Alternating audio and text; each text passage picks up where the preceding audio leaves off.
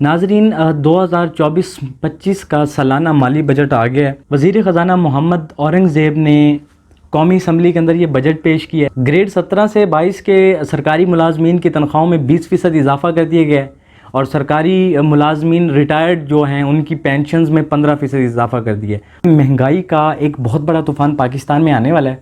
غریب بندے کے لیے کوئی ریلیف نہیں دی گئی۔ سارا کا سارا جو بینیفٹ ہے وہ اوپر لیول والوں کے لیے ہے، کیونکہ ان کو تو کسی نے پوچھنا نہیں ہے۔ وہ کہتے ہیں کہ میرے بچوں کو 3 وقت کی روٹی مل جائے، یہ بہت بڑی غنیمت ہے۔ پاکستان کے جو حکمران ہیں ان کو ہدایت بخشے کہ وہ اپنے گھر پیٹ کے ساتھ ساتھ پاکستانی عوام کا بھی سوچنا شروع کر دیں۔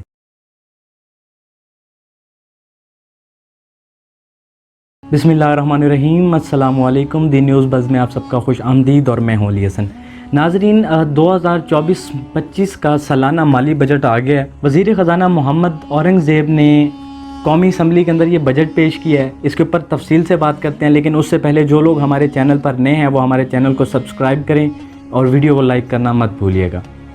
ناظرین چیزوں کے اندر ٹیکسز بڑھا دیے گئے ہیں، جس میں سیمنٹ، سیل فون، کاغذات اور مہنگی امپورٹڈ گاڑیوں کے اندر ٹیکسز بڑھا دیے ہیں۔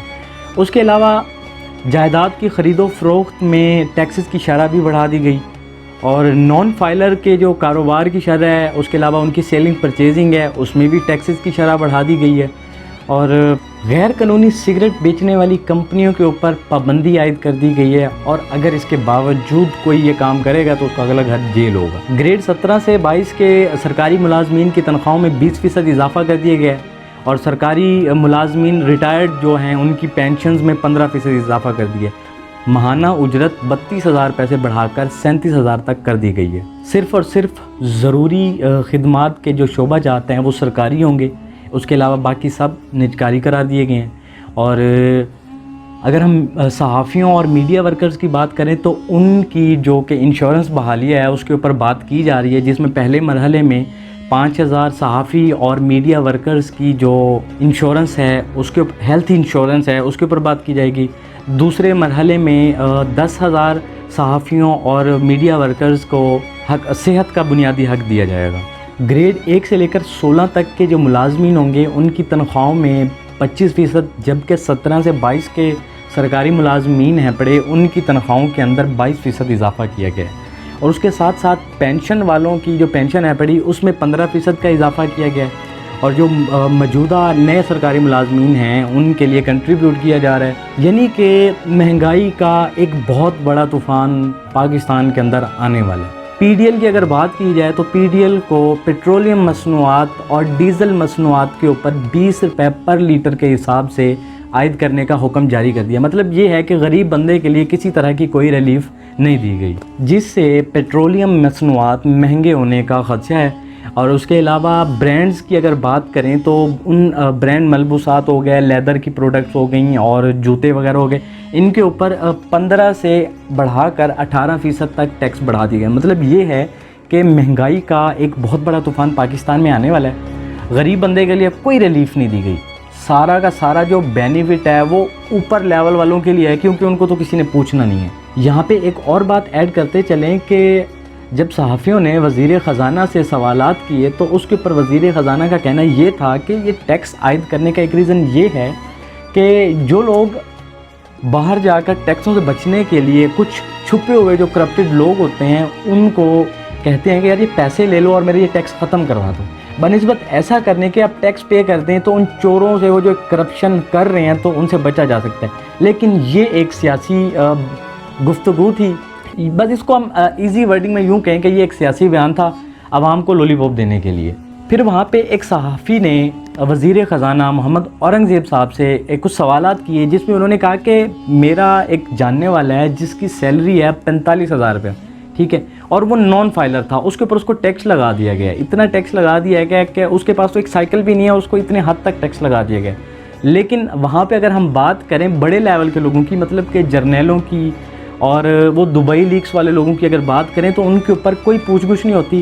ایون یہاں تک کہ اس نے یہ بات بھی کی کہ ایف بی آر کو شٹ اپ کال دے دی گئی ہے کہ اس کے اوپر کسی طرح کی کوئی بات نہ کی جائے۔ مطلب یہ ہے کہ پاکستان کے اندر غریب بندہ جو ایک پیدا ہو رہا ہے تو وہ اس کا قصور ہے کہ وہ غریب گھر میں کیوں پیدا ہو رہا ہے۔ ایک انگریز فلاسفر کی مجھے ایک بات یاد آئی ہے جس میں وہ کہتا ہے کہ اگر آپ غریب گھر میں پیدا ہوئے ہیں آپ کا قصور نہیں ہے، ہاں اگر آپ غریب گھر کے اندر مر جاتے ہیں تو آپ کا قصور ہے کیونکہ آپ نے ساری زندگی کیا کیا ہے۔ لیکن یہاں پہ سب کچھ الٹا ہے، یہاں پہ یہ ہے کہ اگر کوئی غریب کچھ کرنے کی کوشش کر رہا ہے، کچھ آگے بڑھنے کی کوشش کر رہا ہے، اس کو بڑھنے ہی نہیں دیا جاتا، اس کے اوپر ٹیکسز بڑھا دیے جاتے ہیں، اس کے اوپر پریشر اتنا ڈال دیا جاتا ہے کہ وہ بندہ زندگی میں کبھی کامیاب ہو ہی نہیں پاتا۔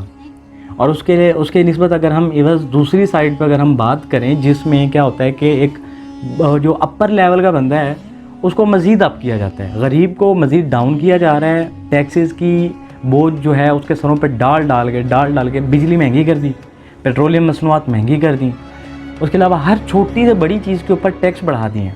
اب مجھے یہ بتائیں کہ اس سب کچھ کرنے کے باوجود کوئی بندہ ان کو دعائیں دے گا؟ مطلب یہ ہے کہ ان کا انجام بڑا گندا ہونے والا ہے۔ بات یہ ہے کہ ہم یہ نہیں کہتے کہ مہنگائی نہ کریں، ضرورت ہے، عالمی سطح پر دیکھ کر مہنگائی کریں پھر تو سمجھ آتی ہے۔ ہم لوگ تو نہیں کہتے کہ آپ IMF کے پاس جائیں، ان سے قرضے لے کے آئیں۔ کسی ایک پاکستانی نے آپ سے کہا ہو کہ یار جاؤ ہمیں ضرورت ہے، لیکن اچھا پاکستانیوں کے نام پر IMF سے قرضے لے کر آتے ہیں، پاکستانیوں کو کچھ نہیں دیا جاتا۔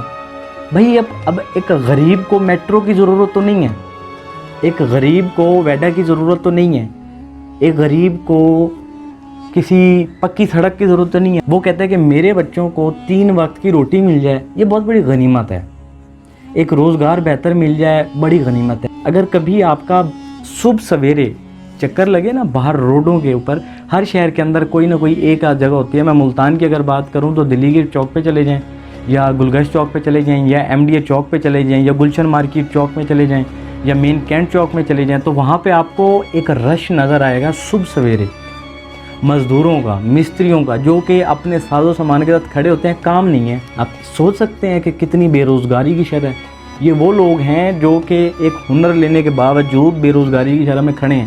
ویسے کہہ رہے ہیں کہ پاکستان کے اندر بے انتہا پروجیکٹس آ رہے ہیں، ان کے اوپر کام کیا جا رہا ہے، تو پھر وہ لوگ جو اس کے اوپر کام کر رہے ہیں، لیبر طبقہ کام کر رہی ہے، وہ آسمان سے اتر رہی ہے، UFOs کے ذریعے آ رہی ہیں، کیونکہ پاکستانی عوام تو یار بے روزگاری میں مر رہی ہے، اور اس کے اوپر آپ لوگوں نے بجٹ بھیج کر عوام کے اوپر مہنگائی کا ایک بہت بڑا بوجھ پھینک دیا ہے۔ پھر اس کے بعد کیا ہوتا ہے، ریزلٹس جو آتے ہیں وہ یہ آتا ہے کہ سوسائڈ ہو گئی ہے، ایک بندے نے اپنی پوری فیملی کو زہر دے کے مروا دی ہے، ایک بندے نے اپنی پوری فیملی کے ساتھ اپنے اوپر پیٹرول پھینک کے آگ جلا دی ہے۔